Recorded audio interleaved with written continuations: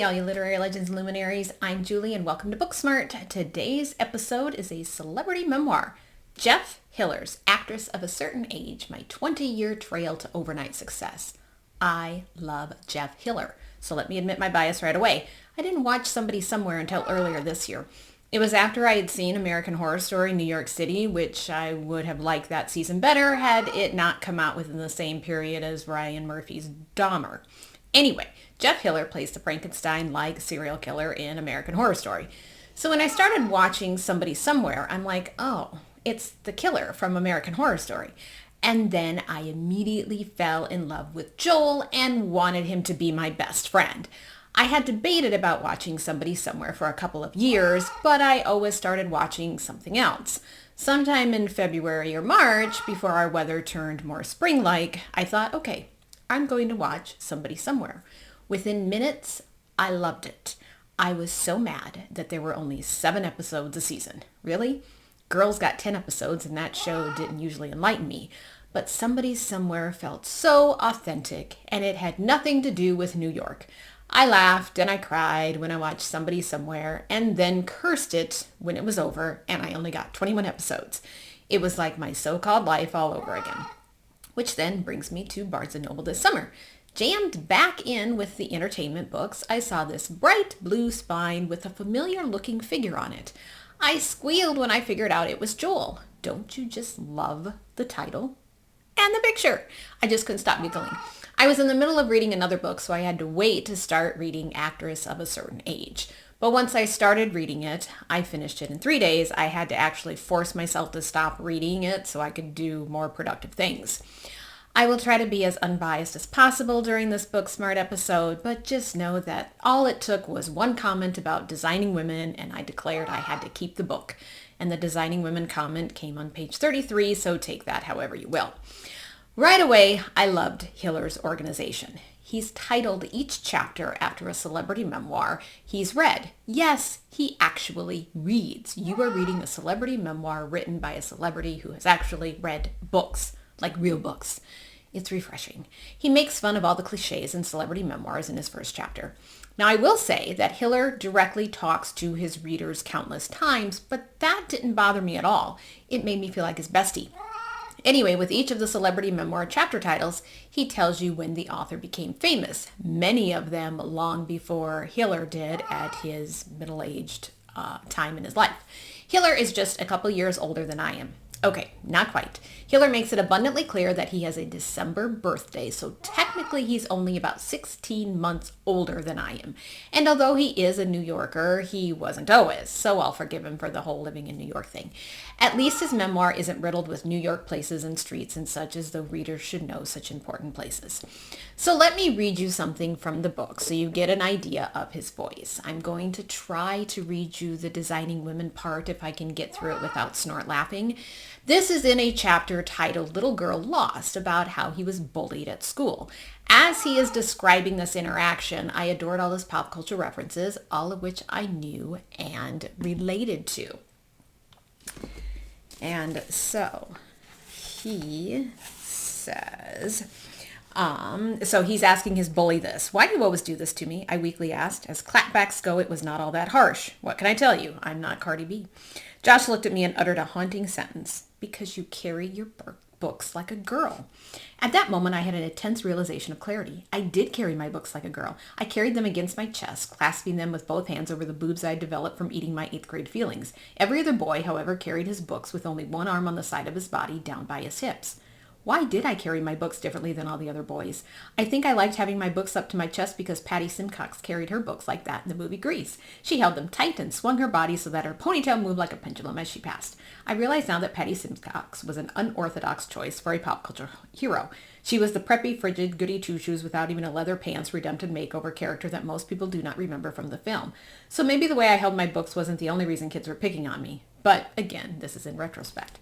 The knowledge that I carried my books incorrectly felt empowering. I could change myself and stop the bullying. That afternoon, I switched to carrying my books at my hip. It wasn't easy. I tried to balance 4 spiral notebooks, 4 textbooks, and a generic trapper keeper. I kept all my books with me to avoid going to my locker because the guy with the locker above mine would shout, "Bruise," and punch me on my arm. It often did produce a bruise. It was especially painful when he punched in the same spot 2 days in a row, so I tried to visit my locker only before lunch when I knew he wouldn't be there.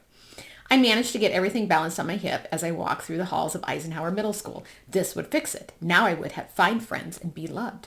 I think we all know where this is going. It wasn't just the books. It was the giggles. It was the way I shrieked things like, "Designing Women is on tonight." It was the tilting of the head when I saw pets and babies followed by an "aw, cute." It was all that and a million other things that made me stand out like a pride flag in Alabama. The bullying continued.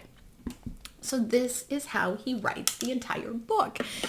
And I had no idea I had so much in common with, as he says, a profoundly gay guy from Texas. I too announced when Designing Women was on. I had become obsessed with watching the reruns on Lifetime. I always wanted to perfect the use of Suzanne's "excuse me." I too loved Patty Simcox. I felt so bad for her when she said this wasn't supposed to happen. Plus, I loved her long ponytail and her blue dress, blue kind of slash purple dress during Bandstand. And Hiller fainted in front of his class. Oh my goodness, I still have PTSD from fainting in front of my 3rd grade class when I skinned my knee out on the playground. And I have always looked like I have a seizure when I faint. The way my mom described it, I imagined I was the girl from The Exorcist. What I related to most was the fact that he found success later in life. Remember, I'm just 16 months younger than he is. And while I keep reminding myself that Laura Ingalls Wilder didn't publish her first book until she was 63, I think, I don't want to wait until I retire for that to happen to me. I've self-published books, but I'm not sure that counts exactly. So I was hoping to be inspired by Hiller's story. Let me read you this, which is at the beginning of the book. And it's very, very insightful right away on page 8. What people doesn't realize is that I do not fear aging. I am embarrassed by it. It is embarrassing for me to admit that I am the age that I am, though again, December birthday, so subtract a year, please, because I have so few accomplishments to show for all those decades lived. This feeling was especially pronounced when I turned 40. I thought I would have accomplished more in my life by that time. I imagined fame and riches, a huge family with adoring children running through my 6,000 square foot home and knocking over all the honorary degrees and awards I'd accumulated. Instead, I was crossing my fingers that the improv class I was teaching wouldn't conflict with my audition to play an annoying employee in a FedEx commercial. For the record, it did not, so I was able to go to the audition and not get the job. Phew. I did not handle turning 40 well. So don't you just love his wit and his writing style? But I could relate to this embarrassing fact. I didn't mind aging, minus the menopausal weight that is adhering to my hips. Embarrassed by aging because what do you have to show for it? That hit home for me. You will learn that Hiller is a hard worker, and he admits that he would not be able to have such a schedule at his age now. He works multiple jobs while always following his dream. He realizes he's a wizard when it comes to improv, and even though he doesn't usually get paid all that much or at all, he works an insane schedule to keep following that dream. He knew that to be an actor, you either move to LA, New York, or Chicago, and that's how he ends up in New York. But success, per his subtitle, does not happen overnight. Hiller writes about his moves and adjusting to New York City. He describes grocery shopping, but he doesn't quite finish it off for me. I am just befuddled how people get their perishable items home before they spoil. When it's 90 degrees out and you have eggs and milk and yogurt, how do you get it home in time? I'm one of those aunts from the Geico commercial that say expired, expired. So I'm a nut when it comes to food safety. I won't even get groceries if it's too hot outside, and I live relatively close to a grocery store. If I don't hit the stoplight, I can be home within the length of the lady in red on the radio. So Hiller, I want to know that part of your shopping adventure. You'll learn about Hiller's bits parts and his commercials. I had no idea you could make over $100,000 on a commercial. That's a solid way to make a living if you ask me. Hiller would have been perfect on Superstore, and I hope he is on the next season of The White Lotus as a rich hotel guest, not as a hotel employee. in case you don't know, Hiller is up for an Emmy for Best Supporting Actor in Somebody Somewhere. I haven't watched an awards show forever, but I'm going to watch this one.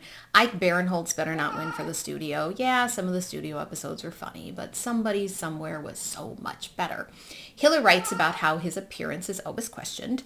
He has frontal fibrosing alopecia, which is why he's losing his hair and has no eyebrows. He also has localized scleroderma. I think his appearance is all part of his charm. But anyway, I love his honesty. In the chapter called A Very Punchable Face, Hiller structures it as a question-answer session. I would have asked the question about keeping your perishable groceries from spoiling. And did you know that Toby from This Is Us saved Jeff Hiller's life at a football game? You'll have to read the book to find out how. I just couldn't stop giggling at all his one-liners. So here's one in relation to football. When the clock says there are only 4 minutes left in the game, it is lying. That's all I did when I was little, and even now I watch the clock. 30 minutes later and time still hasn't expired. It's the story of my life. And here's one he wrote in his grateful journal. I'm grateful for air when it doesn't stink. He said this of his time in a church-affiliated AmeriCorps-type program. Our lives were like MTV's and the real world if it had aired on PAX TV. There's just so many delightful one-liners in the book. This is one of those books that the second I finished it, I wanted to go back through it and read it again, this time with my handy-dandy pink pen to underline all his witty observations.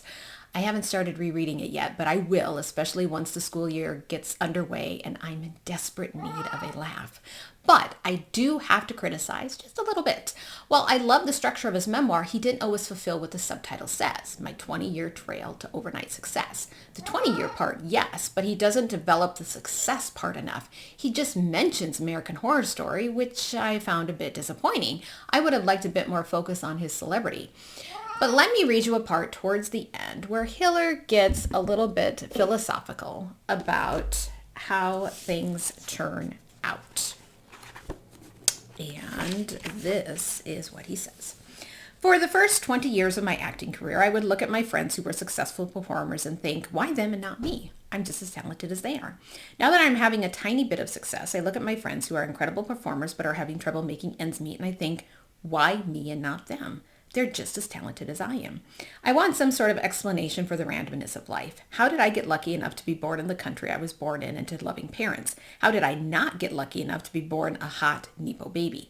What force in the universe governs our destinies, and how do we make that force be nice to us? I want the answers to the randomness of life too. I think we kind of all do. What Hiller has done in Actress of a Certain Age is recount personal stories that center on his 20-year build-up to a successful acting career. You get to read his funny stories about all the odd jobs he had, some involving butts, the role religion plays in his life, even a study abroad trip to Africa. He writes touching stories of his parents and his husband, and he has a dog and a cat too. Aw, cute. If you are in need of a good laugh, you have to read Actress of a Certain Age. If you are of a certain age and are still working toward your dream, you need to read Actress of a Certain Age. If you just love celebrity memoirs, you need to read Actress of a Certain Age. And if you're going, Jeff, who? Well, watch Somebody Somewhere. It won't take you very long and you will love it. One season will take you less time to watch than an NFL football game that goes into overtime. I hate those. And that's all I hope that, and let's all hope that Jeff Hiller takes home the Emmy for Best Supporting Actor. Thanks for watching. As always, my goal at Booksmart is to get a little bit smarter, one book at a time.